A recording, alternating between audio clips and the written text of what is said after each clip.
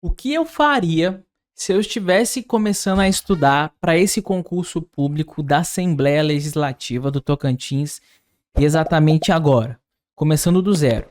Com toda a experiência, obviamente, que eu tenho sobre o concurso público, mas se eu tivesse que começar a estudar agora para esse concurso público com edital aberto, quais são as estratégias que eu iria adotar e o que eu iria priorizar? Bom, para quem não me conhece, eu sou Jorge Gustavo, sou analista do Tribunal Regional Federal da 4ª Região, também sou professor de curso preparatório para concurso público há mais de 15 anos e no vídeo de hoje eu vou trazer 10 lições de como estudar para o concurso público da Assembleia. O que eu faria se eu estivesse começando a estudar agora, obviamente utilizando a experiência que eu tenho no mundo dos concursos públicos. Então se prepara para essa aula, pega papel e caneta e bora logo para aquilo que nos interessa.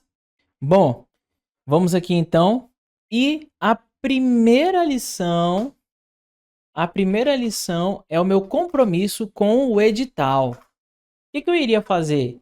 Eu ia ler o edital, ler as partes importantes do edital, certo?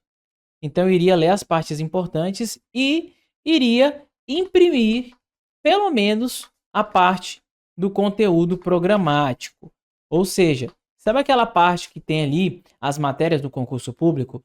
Eu teria na minha mão sempre que eu precisasse consultar para eu ter certeza do que é cobrado, para eu ter certeza daquilo que não é cobrado, para não ficar dependendo de professor, de curso preparatório me passar qual é a sequência, não ficar dependendo de internet. Então eu iria fazer uma impressão ali, mesmo que eu fizesse uma impressão. Sabe quando a gente economiza folha? Que você fala para a impressora colocar deitada a imagem e duas assim, uma do lado da outra. Então, numa folha só, eu ia colocar frente e verso, já teria ali 4 páginas do edital impressa sobre aquela parte que eu gostaria de estudar. Então, a primeira coisa que eu faria é isso. Por quê? Porque geralmente muitos candidatos têm o costume de saber que o edital é um instrumento de muita importância, ficam ali com dúvidas, não sabe direito o que é que cai, não sabe quando precisa consultar, fica com insegurança. Então, a primeira coisa seria esse compromisso com o edital. Essa aqui é a nossa primeira lição. Deixa eu colocar de negrito aqui pra gente, certo? Agora, a nossa segunda lição,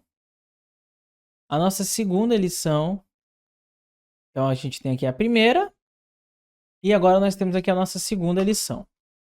Bom, na nossa segunda lição, o que eu faria era assinar uma plataforma de questões. Iria assinar uma plataforma de questões. E quando eu falo plataforma de questões, são as duas mais famosas do mercado. Ou Tec Concursos, ou Que Concursos, certo? Assinaria uma dessas duas plataformas de questões. E por que eu iria assinar essa plataforma de questão? Para eu não perder tempo, olha só a razão, né? Não perder tempo procurando questões. Porque a gente está falando de um concurso público com edital aberto. Então, a gente precisa otimizar tempo. E se eu preciso otimizar tempo, eu preciso encontrar as questões que eu preciso com facilidade. Na plataforma de questões eu consigo filtrar, consigo colocar a banca, então seria um instrumento que eu teria ao meu dispor. Eu me lembro da época que eu estava estudando para concurso público e às vezes faltava dinheiro para a plataforma de questão. Então eu me virava nos 30.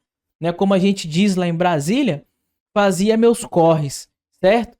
Arrumava um freelancer num shopping no final de semana para levantar uma grana, arrumava um garçom, né, emprego de garçom numa festa no final de semana, animação de festa, o que eu arrumasse ali para eu levantar uma grana e pagar ali a plataforma de questões, eu me virava nos 30, porque eu sempre trabalhei, estudei, e aí no tempo que sobrava, obviamente, eu estudava, mas a plataforma de questões é uma ferramenta essencial hoje em dia, porque ela otimiza demais o nosso tempo, beleza? Então, essas aqui seriam as duas primeiras lições. A primeira lição é o compromisso com o edital. A segunda lição seria essa questão da gente ter uma plataforma de questões, porque é essencial, ok? Beleza. A terceira lição seria medir o meu nível por matéria. E aqui entra uma maturidade muito grande, né? Seria como se eu estivesse fazendo um diagnóstico. Isso aqui eu faço, por exemplo, com meus alunos da minha mentoria. Olha só, por exemplo, né? Eu posso pegar aqui uma matéria, né? Eu posso pegar aqui algumas matérias e fazer um negócio mais ou menos assim, ó. Veja bem, matéria. E aí, qual que é meu nível com essa matéria, né? Nunca tive contato. Já tive um contato, mais de um contato. Então, por exemplo, já estudei para concurso público, certo? Já vi essa matéria na faculdade, já resolvi questões. Isso aqui ia definir o meu grau de afinidade com aquela matéria. Isso seria essencial para eu verificar quais seriam os próximos passos que eu daria na minha preparação, para que eu não tratasse todas as matérias da mesma forma, certo? Então vamos ver aqui, ó. Veja bem, mais de um contato. Então veja bem, aqui estão as matérias, aqui são os níveis. Então vou colocar aqui português, português, vou colocar aqui raciocínio lógico, vou colocar aqui direito constitucional, por exemplo. Isso aqui é um exemplo de um diagnóstico por matéria que você deveria fazer para todas. Caramba, nunca estudei português. Caramba, já estudei raciocínio lógico uma vez. Ah, direito constitucional mais de uma vez. Então, o que acontece? A partir desse levantamento aqui, eu vou saber, por exemplo, se eu tenho que assistir aula, né? Obviamente, eu vou assistir aula se eu nunca tiver estudado. Ó. Assistir aula, nunca estudei.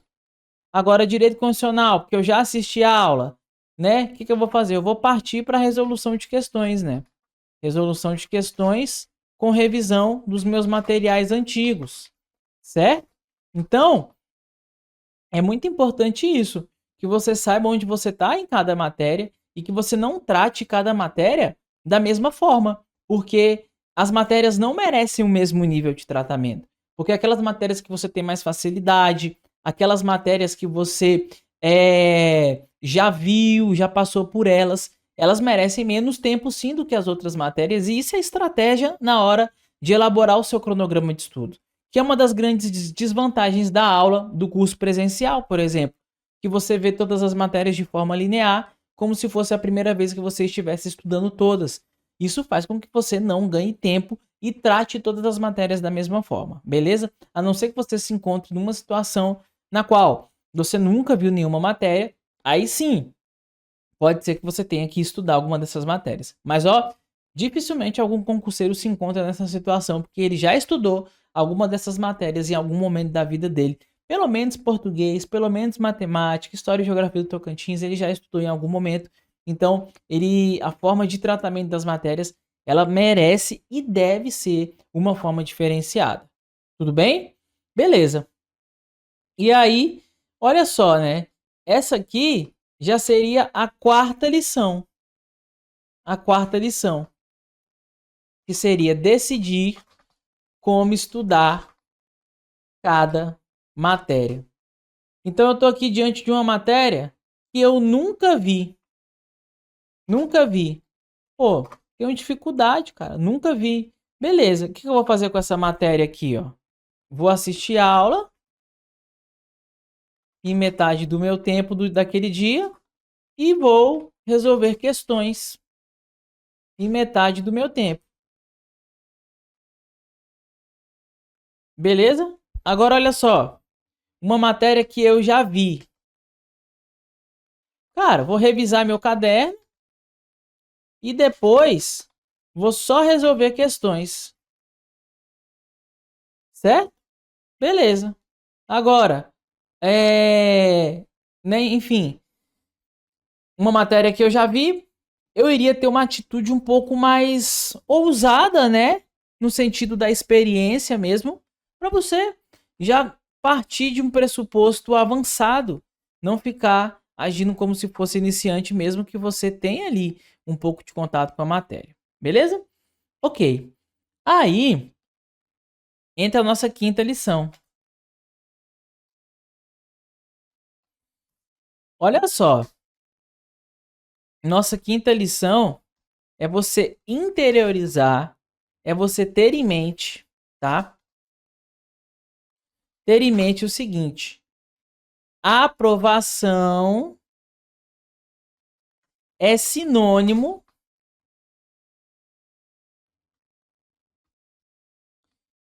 de otimização de tempo. Ganha essa corrida quem consegue usar o tempo de forma mais estratégica, certo? Então, o que acontece? Quando eu falo de otimização de tempo, eu estou falando em estudar com mais agilidade, eu estou falando em estudar com mais produtividade e eu estou falando em estudar com mais economia. Beleza? Tem que ter em mente isso aqui, ó. Que a aprovação ela tá ligada aí com economia de tempo. Beleza? Então veja bem, quando a gente tem isso aqui em mente, a gente sabe uma lição assim com maturidade, né? E ó, não é possível estudar tudo e lembrar de tudo. Quem é concurseiro de longa data já sabe isso que eu estou falando. Você vai lá, quer estudar tudo, passa correndo pelos conteúdos, não se lembra dos conteúdos na hora da prova, dá branco, né? A gente sabe que isso é muito comum, né? Então, eu não tô aqui para falar muito assim o que a galera quer ouvir, né? Na verdade, eu tô aqui sendo sincero e falando o que eu acho que realmente precisa ser feito para que você tenha resultados. Porque tem muita gente que fica chateada quando eu venho aqui e bato uma real para ele que, cara, tu entrar no cursinho, sair correndo para ver tudo, louco, desesperado contra o tempo, não é a melhor estratégia. Não é a melhor estratégia, né? E qual que seria a melhor estratégia? Ó, não é possível estudar tudo e lembrar de tudo. Porém, mas é possível estudar o que mais cai e lembrar do que mais cai. Então, quando eu falo assim, estudar o que mais cai é estudar menos matéria. E lembrar do que mais cai é lembrar menos matéria. Ok? Então, quando a gente tem isso aqui em mente, nós estamos utilizando a probabilidade ao nosso favor. Então, quando a gente utiliza a probabilidade ao nosso favor, nós vamos apostar em aprofundar, em ter um estudo de qualidade com aquelas matérias que têm uma possibilidade maior de ser cobrada na prova. E aí, quando você fecha ali essas matérias que têm uma possibilidade de ser cobrada em prova, você provavelmente vai ter um resultado melhor do que as pessoas que estão chutando em tudo, que querem passar correndo por tudo. Beleza? Uma boa estratégia é você trabalhar em trios, né? Você faz uma primeira rodada de todas as matérias, ó. Primeira rodada de todas as matérias. Aí você estuda os 3 assuntos mais cobrados de cada uma. E aí você vai lá e faz uma segunda rodada. Uma segunda rodada de todas as matérias. E aí você vai lá e estuda mais 3 assuntos cobrados de cada uma delas. E você vai trabalhando assim, sabe? Por rodadas até esgotar os conteúdos. Certo? Repare que o que vai acontecer aqui é que a ordem de estudo dos conteúdos vai mudar. Vai mudar. Ela não vai, você não vai seguir aquela ordem prevista no edital, ela vai mudar porque você vai estudar aí a partir do que é mais cobrado. Beleza? OK. Visto isso, a gente parte para nossa sexta lição. Nossa sexta lição é o quê? É o levantamento dos assuntos mais cobrados, né? A gente chama de tabela de incidência, de relevância, ovos de ouro. Tem muitos nomes por aí no mercado, mas basicamente é isso que significa saber os assuntos mais cobrados dentro de cada matéria. E aí, pessoal, o que vai acontecer aqui? Veja bem, você pode fazer esse levantamento no que concursos, você pode fazer esse levantamento no Tec Concursos, você pode fazer esse levantamento no mapa da aprovação. Aqui no meu canal tem vídeos completos sobre isso, vídeos até antigos já, que estão aqui no meu canal faz tempo, te ensinando a fazer esse tipo de levantamento aí, para você aprender quais são os assuntos mais cobrados e você estudar através dos assuntos mais cobrados, certo? Então é isso, ó, fazer o levantamento dos assuntos mais cobrados, beleza? Ok, beleza, agora nós partimos aqui para nossa 7ª lição, que é o quê? A verificação do percentual de acertos por assunto e não por matéria. Então, o que eu quero dizer para você? Que quando você estiver estudando ali, ó, uma matéria, vamos supor que você foi lá e fez 10 questões de um assunto. E aí, pô, você acertou 8, né? Acertou 8 e errou 2. Você já sabe que você teve 80% aqui de acerto. Vai lá, anota na agenda de boa, sem muita frescura, sem muita, né, sem inventar muita moda. Forma simples, anota na agenda, numa tabela do Excel. Não inventa muita coisa difícil, não. Que aí, até aprender a mexer nessas tabelas, você vai ficar um mês aí só para aprender a mexer. Então, né, anota de forma simples. E você vai fazer essa verificação de percentual por assuntos e não por matéria. Porque assim você faz o quê? Você corrige, você faz um refinamento com a precisão cirúrgica daquilo que precisa ser mudado dentro dos seus estudos.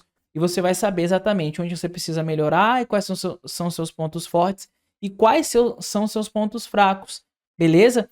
E aí você vai tentando buscar ali 80%, 90% em cada um dos assuntos e você vai saber exatamente aquilo que você tem que melhorar, beleza? Então é muito importante que você tenha isso em mente, que você precisa medir esse seu percentual e através da medição desse seu percentual por assunto é que você consegue ver exatamente onde estão os pontos que você precisa melhorar e para de ir para a prova com aquela sensação, sabe, de não ter certeza que você é bom naquele assunto ou não é, ok? Beleza.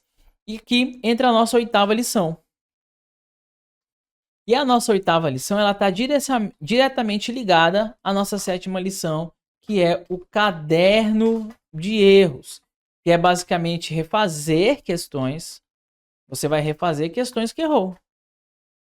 E aqui você vai estar o quê? Reforçando os seus pontos fracos. Nas próprias plataformas de questões hoje nós encontramos marcações de cadernos de erros, onde você pode filtrar por questões que você errou, por assunto, por matéria, ir lá e verificar. E nas próprias plataformas também, você consegue fazer de forma automática essa verificação do seu percentual de acerto por assunto e também por matéria, né? Olha que interessante. Então lá você já consegue medir, você já consegue focar nas questões que você errou, refazer essas questões para você poder lembrar, você treinar sua mente a lembrar o conteúdo e não apenas passar pelo conteúdo, como acontece quando a gente está ali lendo, assistindo uma aula, a gente passa pelo conteúdo, às vezes anota, mas a gente não força o nosso cérebro a lembrar da informação, que é aí que entra a grande questão, a importância de você fazer provas, né? Você fazer testes, fazer questões, que é o que mais importa, beleza? Outra coisa também é sobre a lei seca. Eu iria ler a lei seca todos os dias. É o que? Aquela legislação direta da fonte, sem comentários, sem nada. Eu ia pegar aquela legislação e ia ler com o intuito de decorar, tá bom? Isso aqui está aí inserido, sim, sem sombra de dúvidas, na minha estratégia de estudos. E aí, partindo desse pressuposto, eu também teria um estudo focado na memorização, né? Teria um estudo aqui focado na memorização. Então, eu ia focar em tirar tempo de revisão. Esse tempo de revisão seria focado em repetição de coisinhas que eu sei que eu tenho que decorar. Como, por exemplo, tabela verdade, em raciocínio lógico, certo? Aquelas ordens, né? Aquela ordem da tabela verdade, argumentação lógica, tudo aquilo. Regras de português, né? Pontuação, crase, a frase ali na ordem direta. Essas coisas todas a gente acaba decorando, a gente aprende, mas também decora, né? Porque a gente sabe que hoje em dia não passa em concurso público quem sabe mais. Passa em concurso público quem memoriza mais, né? E quando você memoriza, você consegue marcar com convicção as questões na hora da prova. Beleza? E para você que vai fazer o concurso público da Assembleia, eu preparei um combo de estudos para esse concurso público focado em matérias básicas, concurso mais completo de regimento interno do mercado. Quer participar? Clica aqui no link que está aqui na descrição desse vídeo, faz sua inscrição e vem estudar para o concurso público da Assembleia comigo. Eu também vou deixar o link no primeiro comentário fixado aqui, caso você tenha dificuldade para encontrar na descrição do vídeo. Um abraço e até os nossos próximos vídeos.